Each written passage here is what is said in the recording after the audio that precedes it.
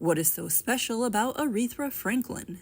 Aretha Franklin is celebrated as the Queen of Soul, renowned for her powerful and emotive voice, which has left an incredible mark on the music industry. Her unique ability to blend gospel, soul, R&B, and pop genres earned her numerous accolades, including 18 Grammy Awards. Beyond her musical talents, Franklin's contributions to civil rights and women's empowerment through her songs and public presence have cemented her legacy as a cultural icon and trailblazer.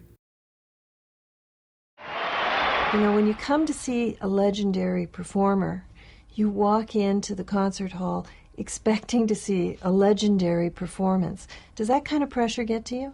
No. What do you feel before you step on stage? What are you thinking about? Don't forget any of these lyrics. Still, you do that? Is it just the new songs or all the songs? No, sometimes if we have something new that's going in the show, I do have to go over it. Sometimes right at the curtain to be sure everything is where it's supposed to be.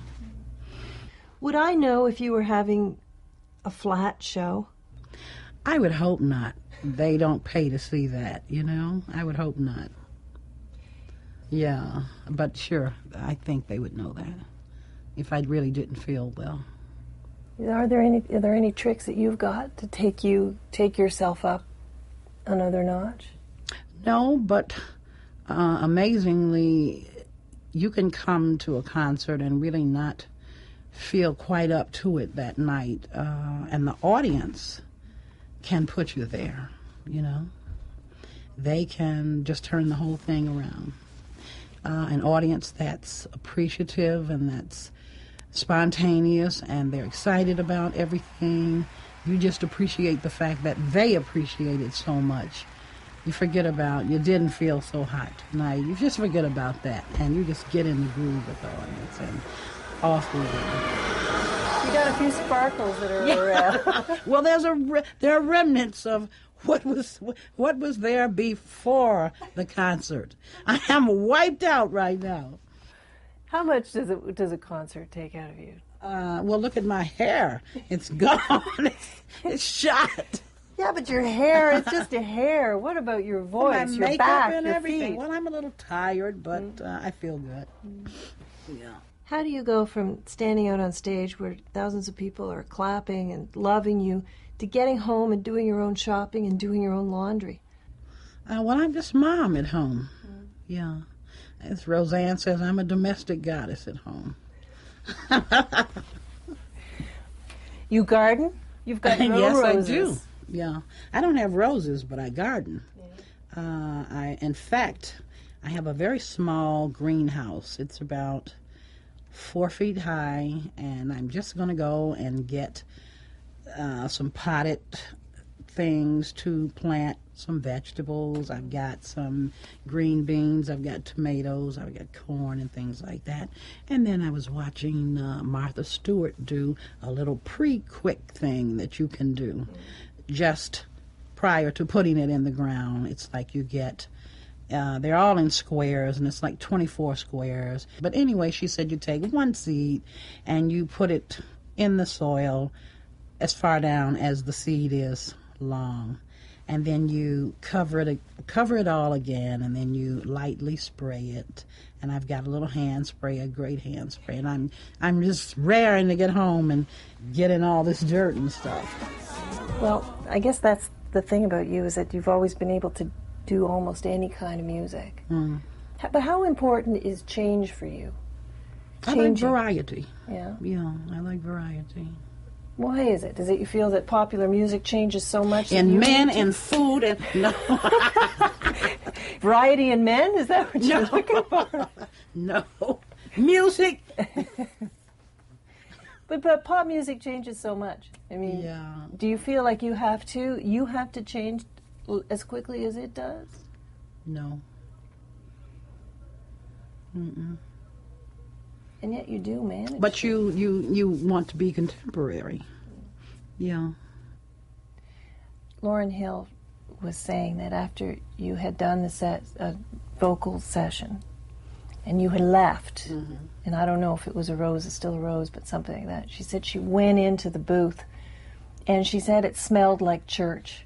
It was pure and full of energy.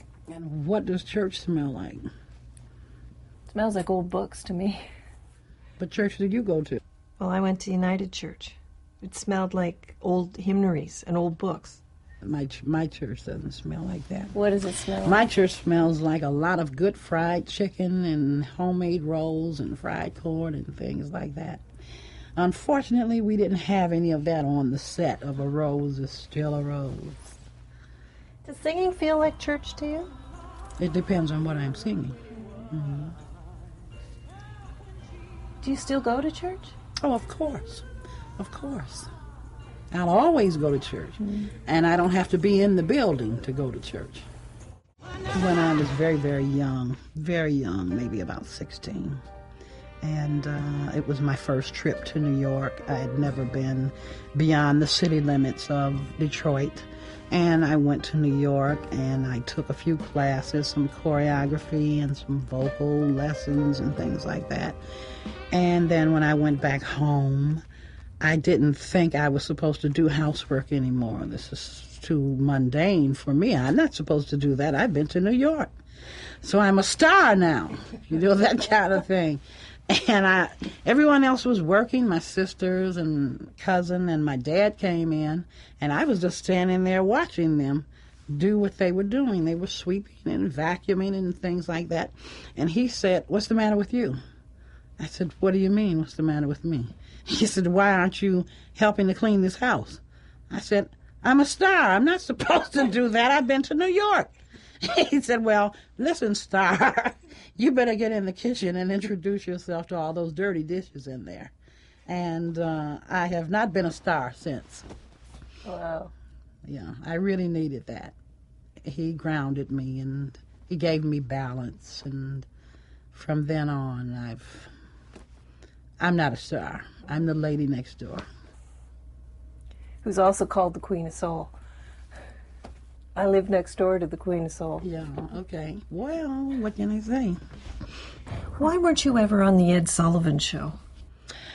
I was supposed to be on the Ed Sullivan Show, and I was indeed there and gowned and everything, and then I was bumped from the show.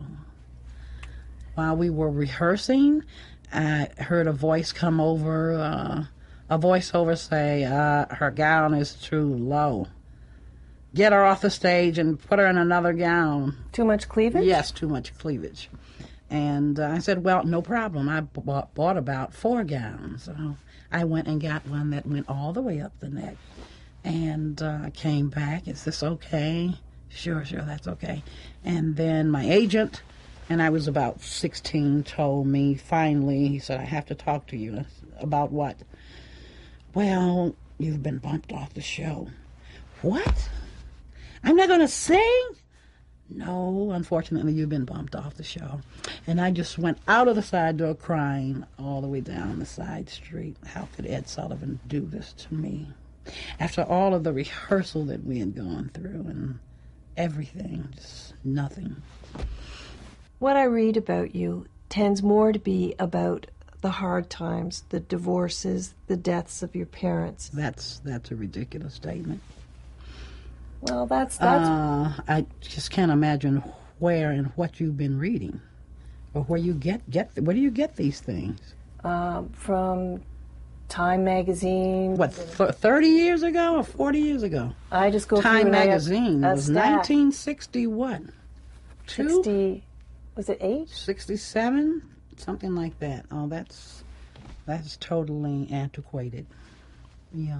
And then it was off. The person that wrote the piece wrote it all out of context and misquoted me. And that's one of the main reasons that I'm writing the book that I'm writing now.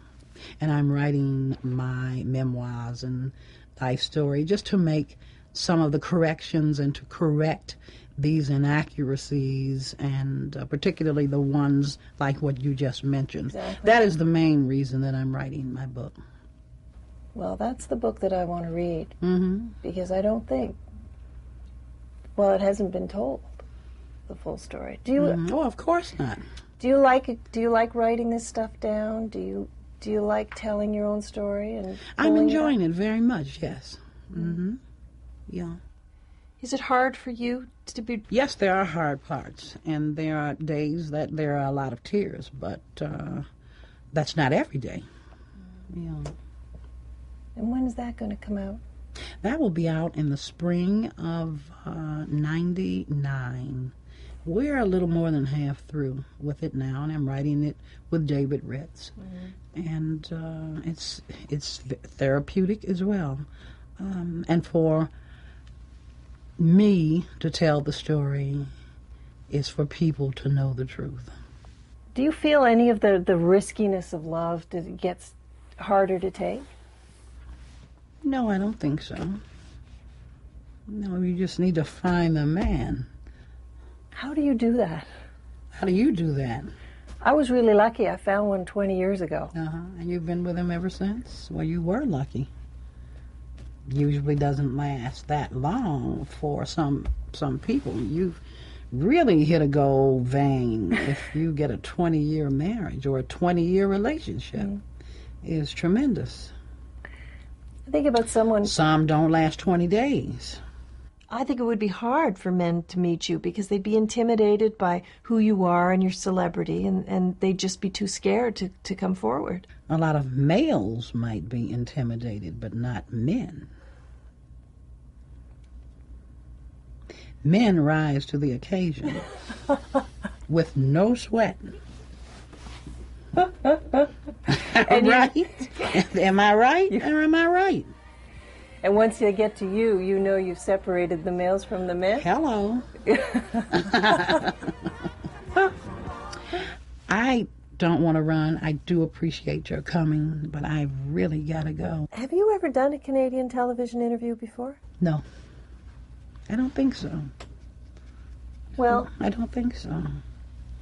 Welcome I do to believe Canada. this is my first N.